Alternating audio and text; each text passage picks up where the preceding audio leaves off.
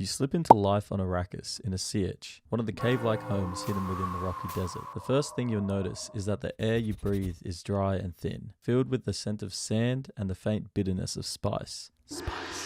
But more on that later. The Naib, the leader of the siege, performs a naming ritual, speaking your name out loud for the first time as a way to formally recognize you as becoming a part of the siege. They're probably going to name you something weird or foreign sounding. Some kind of traditional Fremen name, or something space sounding. Chris.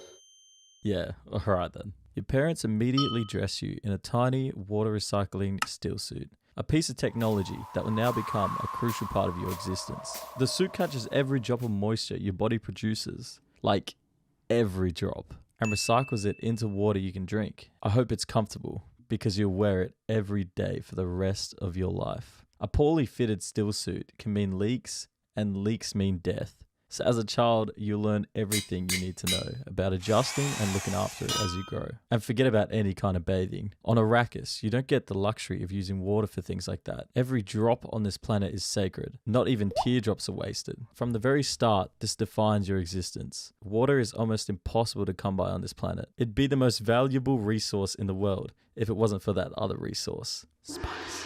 And the worst part? You're made up of 70% water, meaning you're born with a massive target on your back. Everyone you meet is just itching to take that water from you. Growing up, you'll quickly learn that Arrakis is unforgiving. You don't really play outside like children do on other planets. The open desert is deadly, with a sun that will roast you alive, and not to mention the 1,300 feet long sandworms that are always hunting. These massive predators are technically blind and deaf, but their senses come from detecting vibrations in the sand. They can feel these vibrations up to 12 miles away, so one wrong step, no matter where you are, and you can say goodbye to all that water. Your days revolve around nothing but water and survival. Since you live in a siege, your family will have a hidden water reservoir, carefully guarded and rationed. You'll be taught to measure water in drops, not liters, and spilling even the tiniest amount is a punishable offense. Every drop matters. This stuff is life itself. Now that you're a little older, it's time for you to help the tribe to gather spice. Spice. The most valuable substance in the universe. It extends life, enhances awareness, and is the only thing that makes interstellar space travel possible. But harvesting it is extremely dangerous. Out in the desert, you sand walk with your companions, moving deliberately and erratically so you don't have any uninvited guests. Ahead, you catch the faint smell of cinnamon in the air. A spice blow had erupted a few days before, leaving a rich patch of orange crystals scattered across the dunes, ripe for the taking. Your Naib gestures for silence, and you split into pairs to begin scooping and sieving the spice-rich sand. You can feel its gritty texture, and notice how beautiful it is as it shimmers under the desert sun. But that's not all you can feel. Suddenly, the ground beneath you quivers, a subtle warning of what's to come. Your Naib knows a sandworm is inbound, but that's okay. It's not his first rodeo. He thinks quickly and activates a thumper several dunes away as a distraction. Its rhythmic pounding drowns out the vibrations from your frantic shoveling. With the spice safely packed in the sealed pouches, you retreat back to the waiting siege, and as you climb the last ridge, you dare to glance back and watch the sandworm breach. Its massive, godlike presence leaves you in awe, even though everything here is trying to kill you. It's one of the few things that make you think life on this planet might be worth it. Now that you're a teenager, you start to get more training and responsibilities. The siege now relies on you to help protect its people, so that means you get to make a Chris knife. A Chris knife is a knife made from the tooth of a sandworm, with a fast-acting poison to the tooth's former nerve channel. Nice.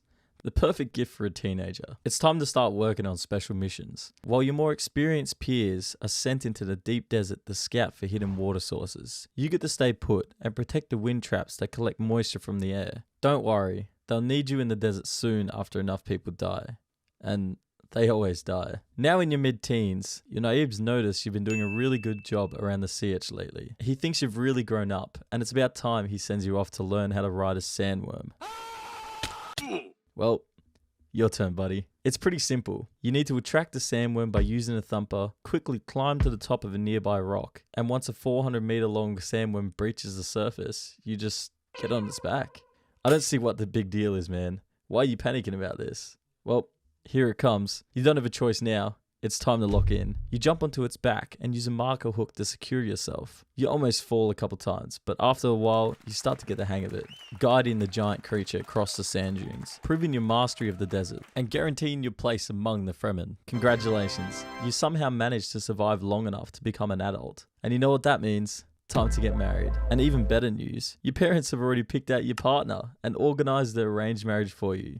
How convenient, right? The Naib gives his blessing. You vow to share your water and life force with each other. And congrats, you're a married Fremen couple. Don't expect to be having too many kids though. Because of the limited water available, your CH has strict population control rules in place. You've also noticed that this one guy in the tribe keeps hitting on your wife. Well, you're in luck, because romantic or marital issues can be resolved by ritual combat.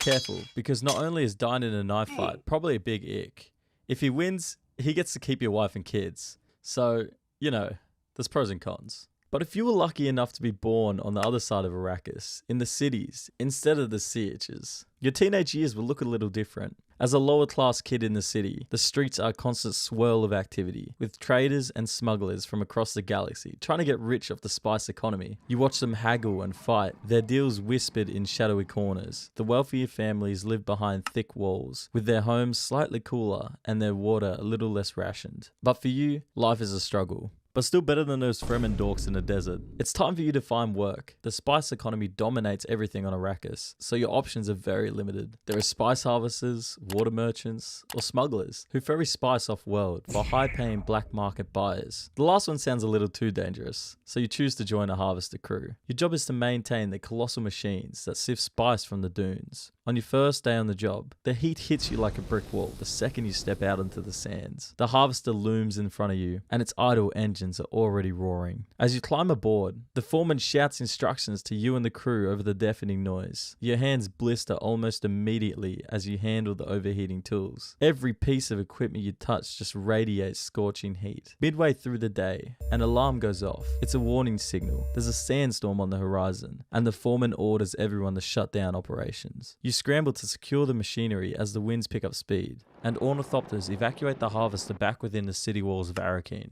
Life in the city isn't entirely without hope. Arrakis is protected by the Shield Wall, a towering natural formation that blocks the city from any severe heat waves or desert storms. It's a much nicer place to settle down and start a family. And at least you get to pick your own wife, unlike the Fremen. One of the city's more interesting miracles is water brought from the polar ice caps. Massive pipelines stretch across the desert, delivering precious moisture to the cities. Giant machines mine the frozen ice caps, converting the ice into water, and transport it across the wastelands through the pipes. But that's only for the wealthy. You and your family don't have that. So get back to the mines, boy. In your late middle age, you and your group are in the desert working quickly, scooping up all the spice you can before the vibrations attract a sandworm. The ground rumbles beneath your feet, and an alarm starts blaring. A worm is coming. It's nothing you haven't been through a million times before. It's just part of the job at this point. The evacuation call goes out, and everyone scrambles. You hear someone yell for you to hurry back to the harvester, but all those years of hard labor are catching up to you. The worm's enormous mouth breaks through the surface behind you. You freeze for a second at the sight of the massive creature. You try to dive out of the way, but those old dehydrated joints just aren't what they used to be. The worm takes you in a single brutal